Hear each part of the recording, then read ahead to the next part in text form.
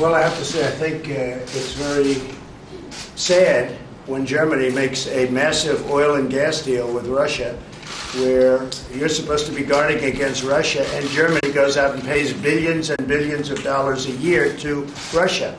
So we're protecting Germany, we're protecting France, we're protecting all of these countries, and then numerous of the countries go out and make a pipeline deal with Russia, where they're paying billions of dollars into the coffers of Russia. In a book published in 1945 entitled Germany is Our Problem, Henry Morgenthau, America's Treasury Secretary, presented a proposal to strip post-war Germany of its industry and turn it into an agricultural economy. Though this radical proposal had some influence on the Allied plans for the occupation of Germany after Hitler's defeat, it was never implemented. While the German economy and industrial sector had its ups and downs in the era that followed World War II, the overall conditions of the economy were healthy, and Germany was considered Europe's economic powerhouse for many decades. Recently, in Politico, Berlin-based journalist Matthew Kenitzsching argued that if Europe's economic motor stalls, the continent's already polarized political landscape will shudder.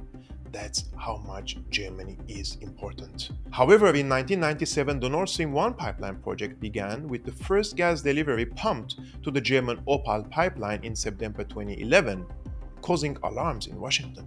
But Germany's dependence on Russian gas imports didn't stop here, as in 2015 the Nord Stream 2 pipeline was launched, connecting Russia and Germany via the Baltic Sea. The US was furious by these developments and imposed sanctions on the company which was responsible for constructing the $11 billion worth pipeline. Washington was concerned about a few things. One, Europe's heavy reliance on Russian gas would lead to increased Russian influence on the European continent.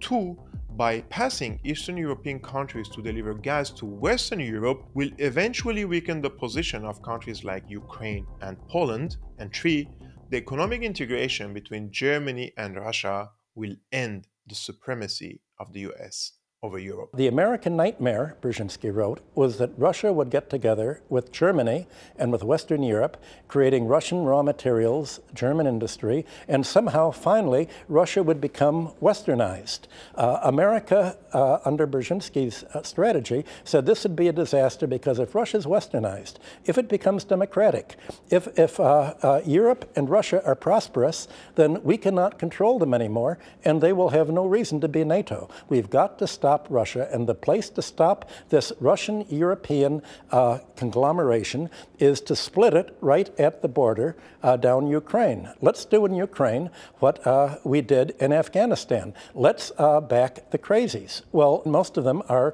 the former neo-Nazi groups that have been so prominent that fly the Nazi flag. On September 2022, a series of clandestine bombings and subsequent underwater gas leaks occurred in Nord Stream 1 and Nord Stream 2 pipelines.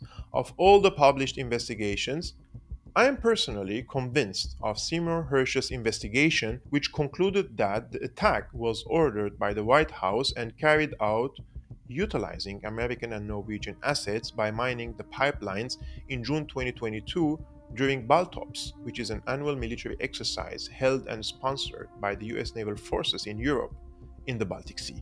The explosions occurred with a subsequent remote-controlled detonation.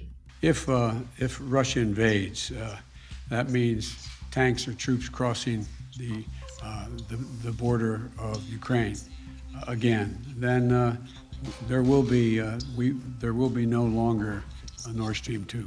We will bring an end to it. How will you do that exactly, since the project and control of the project is within Germany's control? We will, I promise you, we'll be able to do it. What was the reaction of the German press to the bombing of the Nord Stream pipeline? First, they blamed Russia, and then there was a phase of silence, and then when Seymour Hersh came and revealed with his intelligence information the role of Biden administration in bombing the pipelines, they started planting false information in the press. And now they say a pro-Ukrainian group conducted this operation. In my opinion, the pro-Ukrainian group is the CIA, of course. I mean, who has access to the Baltic Sea and who has the technological means and the military means to conduct such an operation? It's definitely not a non-state actor. It's a state actor who conducted this operation. The repercussions of these bombings were huge for the German industrial sector. The Economist says Germany faces looming threat of deindustrialization as energy resources become not only expensive but also scarce. The nuclear reactors are shut down because Greta Thunberg is mad. And the green ideologues are pushing for the so-called solutions that are based on ideology, further harming Germany's production capacity, impoverishing the people and killing the middle class. On Friday, the German government adopted a controversial heating law which bans the use of oil and gas heaters by 2049, of course under the pretext of protecting the environment. In practice though, the bill will impose a further economic burden on the people who are already exhausted by the costs of funding the Ukraine war. Under these circumstances, the far-right opposition party, the AfD, is surging, and the traffic light government is losing its credibility among the German population. But can the populist opposition party reach to power? That's a good question. Well, there are circles of power in Germany trying to ban the party, which has over 22% of support this week. But I believe banning the party will have grave consequences on the German democracy, and personally I rule out that for now. Yesterday I watched a video on X by Shahid Bolson speaking about the intentional attempt to humiliate Germany.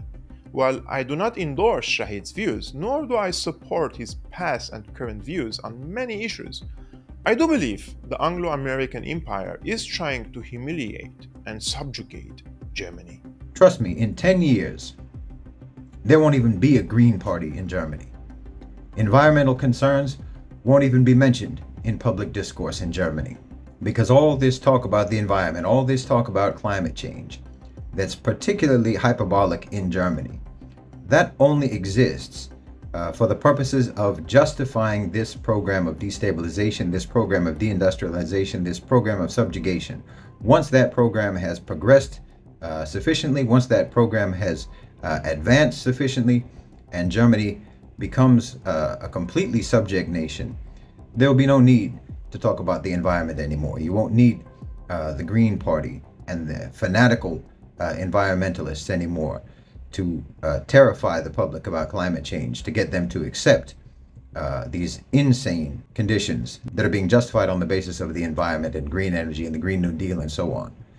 Once that program has been implemented and enforced to a sufficient degree, you won't need those justifications anymore, and they'll go away, and they'll come up with something else. They want to degrade Germany. They want to deindustrialize Germany. They want to humiliate Germany.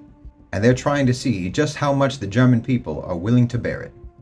In my opinion, the ideal optimal outcome of this experiment in humiliation for the owners and controllers of global financialized capital would be for the far right to come to power in Germany, and for Germany to exit the EU and to resume their ties with Russia.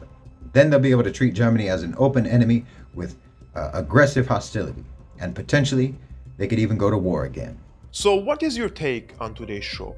Do you believe there is a plot against Germany, and do you believe the AfD can come to power in the 2025 election? And if it happened, do you think the US will consider Germany a hostile country? I've been your host, Almassian of Syriana Analysis. If you're new, please subscribe and hit the like button and share this video with your friends. And if you want to support my independent work, you can become a patron, and there are so many means in the description below. And see you next time.